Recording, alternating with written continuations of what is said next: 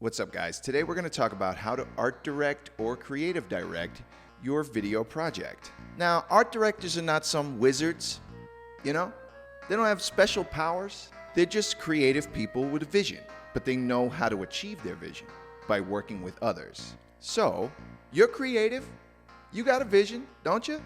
If you do, then this is the video for you, because we're going to talk about how to achieve your vision through creative direction when you've got an idea that you need to turn into a video, a print campaign, or whatever else. Creating a compelling story does require more than just pointing and shooting with a camera. Art direction, often synonymous with creative direction, is a crucial aspect that can elevate your visual storytelling to new heights.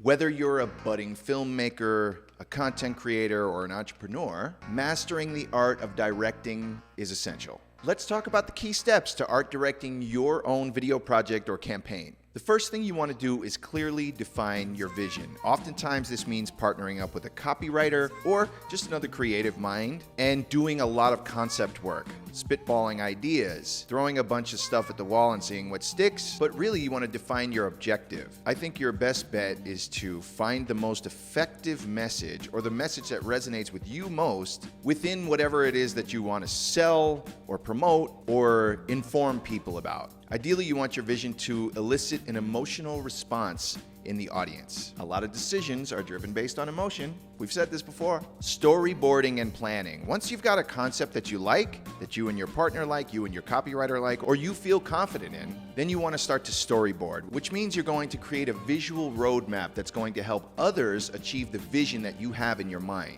If you can show people the style, the mood, the feel of what you want to communicate, it's going to be a lot easier for them to help you create it. Understand the core message and aesthetic. These are kind of deeper topics that require a little bit of time and effort, but these things are critical because you need them to serve as the foundation for the entire project. So don't skimp out. Think about it. Think about what kind of typography you want to see. Think about what kind of colors you want to see. Think about how you want people to feel. Is it quirky and fun? Is it curious? Is it serious? What is it?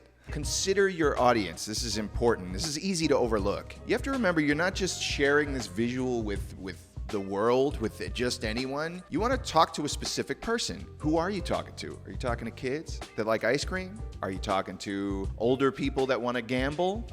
Are you talking to people that like nice restaurants? Who are you talking to? This is going to help you consider your mood board, consider your aesthetic, and create a successful campaign. Now, you really want to go above and beyond, create a style guide. This is going to contain all the typography you want to use, the color palette you want to use, and specific design elements that align with your brand or narrative. There may be something that needs to be included in all visual elements that your brand puts out. That needs to be in there. Consistency in the visual elements is going to help you create a cohesive and polished final product, and that's very important. It can mean the difference between something that feels all over the place and something that feels really tight, really concise, and really direct. That's what you want. Selecting the right equipment. Now, who knows? Maybe you're shooting something that you want to have like a home video feel. Maybe you would shoot that on a camcorder. Maybe your thing is a social campaign and it needs to feel like boots on the ground. Maybe you'd be walking around with your smartphone to shoot that. Or maybe it needs to feel cinematic and high-end. And there you want to go with high-quality cameras like the Sony FX6. Either way, experiment with different setups to achieve the desired mood and atmosphere. Location scouting. This is very important. The location you choose can be as integral to the narrative as the script itself. This is a nuanced thing. This is something that is best done by someone who's experienced and who has a great eye for choosing locations. So you may want to collaborate with someone who's done it before, but if you got to do it yourself, be patient. And more importantly, give yourself enough time. Scout way ahead of time. Find a place that ensures that the physical environment complements your creative vision. Okay, directing talent. This might be something that you're not naturally great at. It requires communication, it requires trust, it requires a little bit of charisma, a little empathic intelligence, you know? But as long as you provide clear direction on tone and expression, you should get somewhere close to where you need to be. Most importantly, foster a collaborative atmosphere during your shoot. You don't want people to feel uncomfortable because that's going to translate on camera. And then your acting or your modeling, it's going to feel stiff, it's going to feel unnatural, and it's going to look uncomfortable. You know?